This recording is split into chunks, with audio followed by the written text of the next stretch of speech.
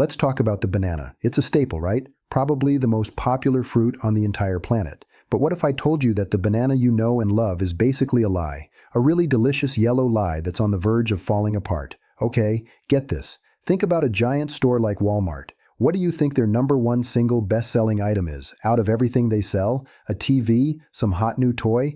Nope, it's the humble banana. But that incredible popularity, well, it comes with a pretty serious price tag. Because what if that seemingly perfect fruit was actually engineered to disappear? You see, the banana's greatest strength is also its biggest, most fatal weakness. It's a vulnerability so serious it's already caused a banana apocalypse once before. And it looks like it's about to happen all over again. That's right, the banana you eat is a human invention, a sterile mutant with a very fragile future. It's an amazing feat of agricultural engineering, don't get me wrong, but it's also a ticking time bomb. So in this explainer, we're going to peel back the layers on how we created this perfect fruit and why it's now facing extinction. So here's the game plan. We'll start with the banana's perfect unnatural origins. Then we'll dive into its clone army's weakness. We'll see how history is repeating itself, look at the Cavendish's dangerous situation, and the race to find a new banana. And we'll finish with some quick-fire questions. Let's do it. All right, let's deconstruct our favorite snack. You probably think of a banana as just, a simple fruit that grows out in nature, but the real story is so much stranger, and it all comes down to what's inside, or more accurately, what's missing. Take a look at this. On one side, you've got a wild banana. See all those huge, hard seeds? You would not want to eat that. It's basically all seed and no fruit. Now look at the other side. That's the cultivated banana we all eat today. It's seedless, smooth, and sterile. Those tiny black specks, they're just the infertile leftovers. We literally bred the seeds into oblivion, and what we created is something scientists call a sterile mutant. I know it sounds like something from a comic book, but it's totally real. It means the plant can't reproduce using its seeds. At all. It's a biological dead end. Honestly, without us humans helping it along, the modern banana would just vanish. So that brings up a pretty big question, right? If they're sterile and can't make seeds, how in the world do we get more bananas? Well, the answer is kind of clever and also incredibly dangerous. It's a huge agricultural gamble that the entire world is bought into. We clone them. That's the whole secret. A grower just cuts a piece from a banana plant stem, sticks it in the ground, and a new one grows. But here's the wild part. The new plant isn't just similar, it's a genetically identical copy, a perfect clone. That means every single Cavendish banana you have ever seen or eaten is a genetic twin of every other one out there.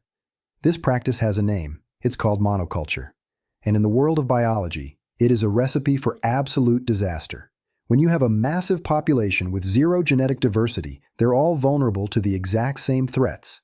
If a disease comes along that can kill one of those plants, it can kill all of them.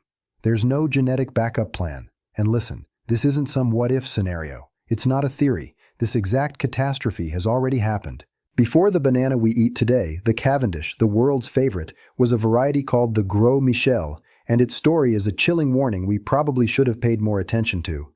So before the 1960s, pretty much everyone ate the Gros Michel banana, another global monoculture. But in the 50s, a fungus called Panama disease showed up. Since every Gros Michel was a clone, none of them had any immunity. By the 1960s, the fungus had driven the Gros Michel to commercial extinction.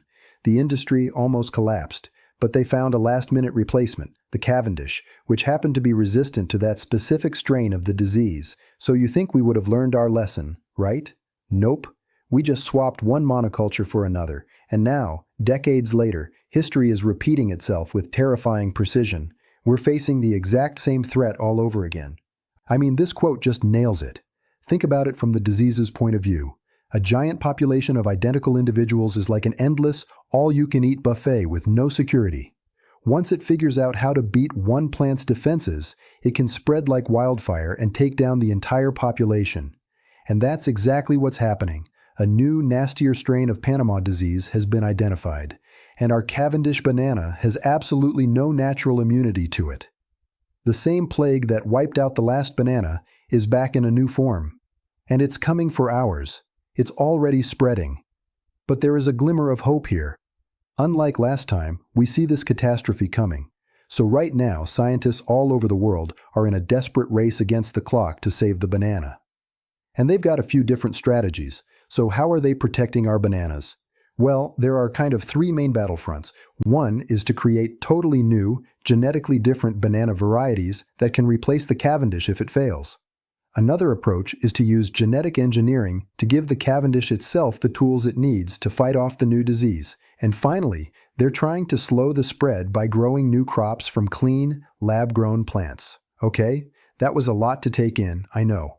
So let's do a quick fire round to answer some of the big questions you probably have. We'll call it Banana Quick Bites. First up, why don't our bananas have seeds? Simple. We bred them that way on purpose. To make them easier to eat, we turn them into these sterile mutants, and those little black specks you see are just the useless leftovers of the seeds. Next question. Have I ever eaten a different type of banana? It's really unlikely. I mean, unless you were eating bananas regularly before the 1960s, you have almost certainly only ever tasted the Cavendish variety. Okay, what about this? Are all bananas clones? Well, the Cavendish bananas that are sold everywhere, yes, they are all clones, but there are thousands of other wild banana varieties out there. We just don't eat them. And what was the banana before the Cavendish? That would be the Gros Michel, sometimes called Big Mike. It was the king of the market until that first wave of Panama disease wiped it out. All right, the big one. So, are bananas just going to disappear forever? Not if scientists can help it. This time they're working like crazy to create new, resistant varieties and to protect the crops we already have. The race is definitely on. So when you step back, the banana's journey from a perfect fruit to a fragile clone is more than just a story about a snack. It's a huge, powerful lesson about the hidden risks of monoculture. So let's just quickly recap the key takeaways. The bananas we all eat are sterile, human-created clones. Because of this lack of genetic diversity, they're extremely vulnerable to disease. We've already seen this happen once when a plague wiped out the Gros Michel banana. Now, the same threat is back for our current Cavendish banana, but scientists are racing to create a more resilient replacement. So next time you see that bright yellow fruit sitting on your kitchen counter, take a second to think about it. It's not just a snack. It's a living example of how human innovation can create something amazing and fragile at the same time.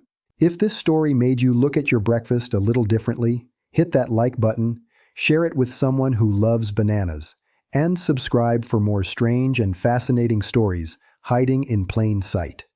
Because sometimes the most ordinary things in our lives have the most extraordinary secrets, and trust me, there are plenty more waiting to be uncovered. Until we meet again, friends.